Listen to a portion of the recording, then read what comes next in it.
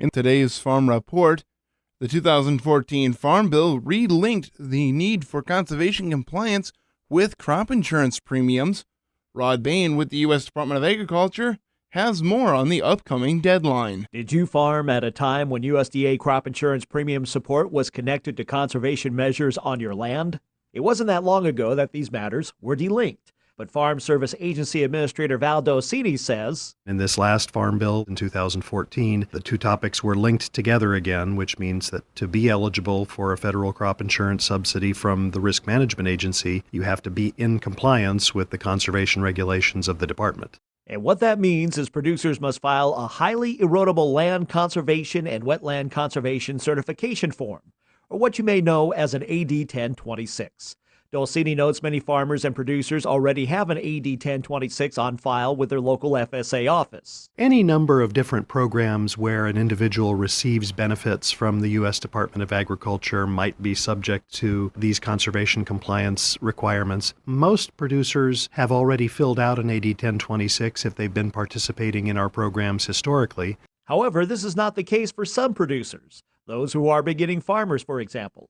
And as Agriculture Secretary Tom Vilsack points out, specialty crop producers, many new to crop insurance premium support, may not necessarily have an AD 1026 on file. For many specialty crop producers, this is the first time they've ever had to deal with this kind of thing before. For you producers with an AD 1026 form on file already, it's a matter of updating your information at the local Farm Service Agency office. And FSA Administrator Dolcini says for those who do not have a conservation compliance certification form on file, they need to come in if they're new to our agency but want to participate in these RMA subsidies, come in and fill out that AD 1026. But no matter if your conservation compliance certification form just needs updating or you just need to fill one out altogether, this must be done by June 1st of this year. So your crops will be eligible for the federal crop insurance premium support during the 2016 reinsurance year.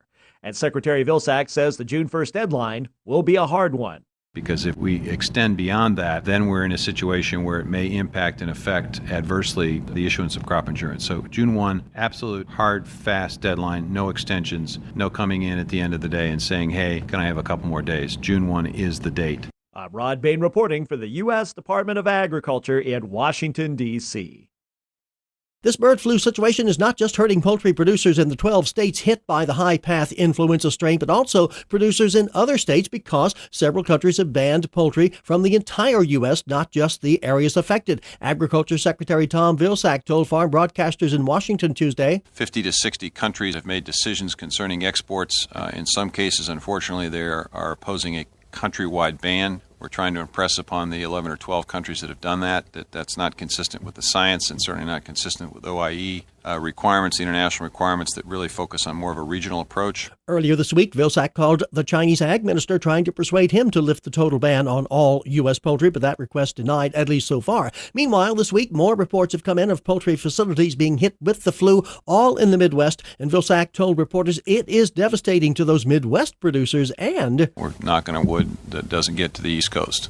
In Washington, Gary Crawford for the U.S. Department of Agriculture. It's spring cleaning time, and if you have old paint, lawn chemicals, and the such to get rid of, be careful how you do it.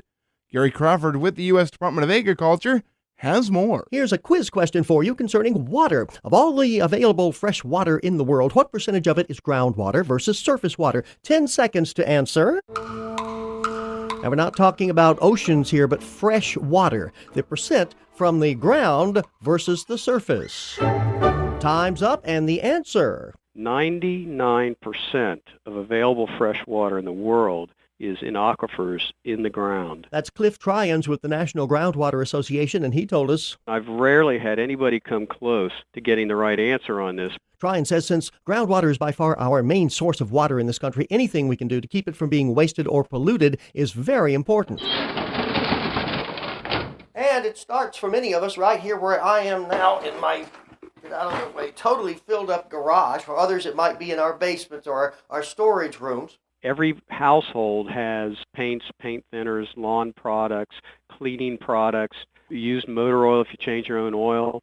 You have to do something with that stuff. And just throwing this stuff in the trash or dumping it in the yard or the woods is something that's not a good thing. In fact, in most places, it's not even legal. And what have I've got this paint can here and paint thinner. I've got stuff here that was here when I moved in 15 years ago. Cliff Tryon says, for the sake of everybody's water supply, we all need to know how to properly store those things so they don't leak, how to properly use them, which is basically to use them according to the manufacturer's recommendations. And then if you have old product you need to get rid of, how to properly dispose of it so it doesn't threaten the groundwater. And I guess that last one's the most daunting. I mean, where do we find out these things? The first thing you want to do is contact your local waste authority. In many cases, they can tell us what to do with this old paint and the paint thinner and all of that. And here's a suggestion for those of us who change our own oil and end up with a pan full of the stuff. The last thing we should do is dump it on the ground or down a sewer grate. Some of us do make the trek to some waste disposal sites that take it. But for many of us, there may be an easier solution. You may not realize this, but many of the quick oil change services will accept used motor oil. They recycle it. And if that's not an option, Cliff Tryon suggests a website that can help us with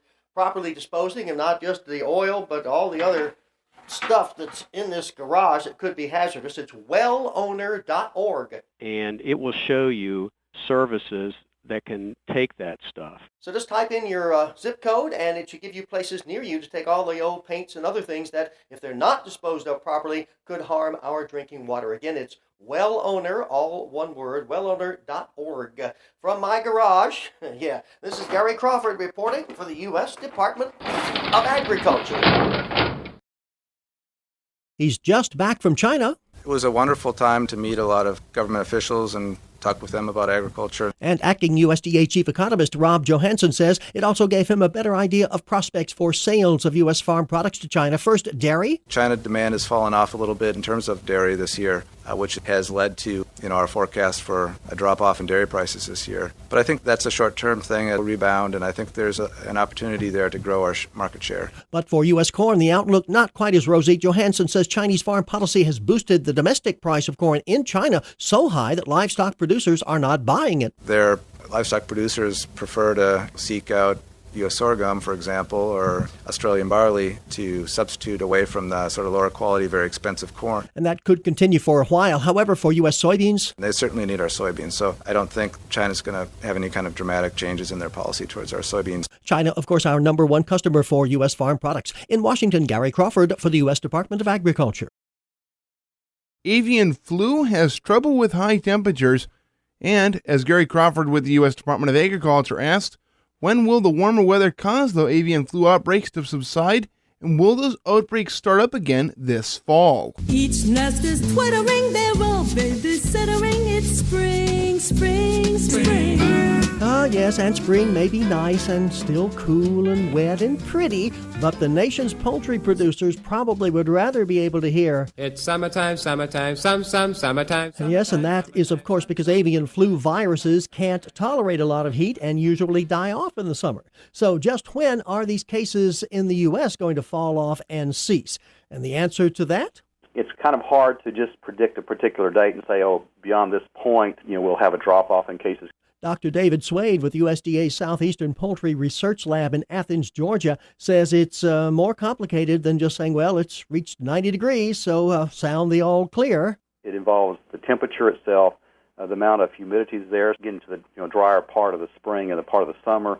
Dryness also helps reduce the life of the virus, as well as the amount of ultraviolet light. Oh, yes, viruses don't like the UV rays in sunlight, so it's just hard to know when conditions will combine to get so bad for the viruses that they'll die off. But perhaps an even more vital question that many people are asking is, will waterfowl, which are carrying the virus now, bring that virus right back through the U.S. this fall as those birds migrate south? And will that start this whole thing all over again? It's really not sure if they will be able to bring the virus back south or not, or if the virus will burn out. But Dr. Swain says we have to prepare for that potential option. So researchers will be testing birds for the virus over the next few months, but Dr. Swain and many other researchers are working on another part of that preparation in case the flu flies back again this fall. We are working on a potential vaccine strain that can be used. And he says they're making progress on that. We have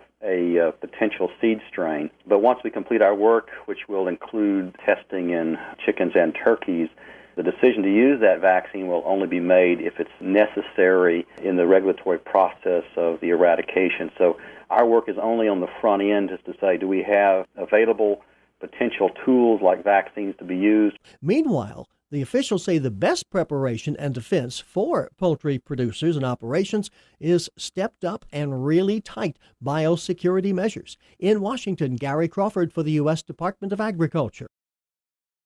In announcing the latest 8 promise zones, part of the commitment, says Agriculture Secretary Tom Vilsack, is to make an award in each announcement to a tribal area and a rural area. We're identifying the Pine Ridge Reservation in South Dakota as the tribal area that we will be focusing our efforts on.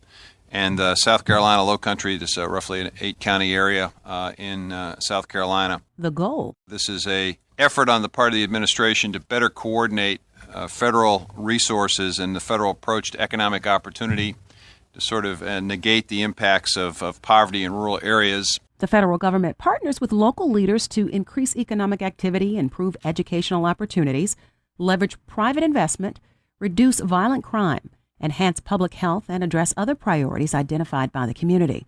For the full list of Promise Zone recipients this round, go to the USDA website at www.usda.gov. For USDA Radio, Susan Carter, Washington, D.C.